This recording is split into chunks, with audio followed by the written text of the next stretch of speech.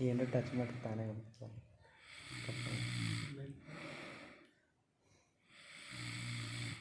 ನಮ್ಮ ಪಕ್ಕ ಹೊಡಿತಾರಪ್ಪ ಗುರುಕಿಗೆ ಹಿಂಗೆ ಅಂದೆ ಅಂದ್ರೆ ಮತ್ತೆ ಬಂದೆ ಆತ ಎಷ್ಟು ಹಿಂಗೆ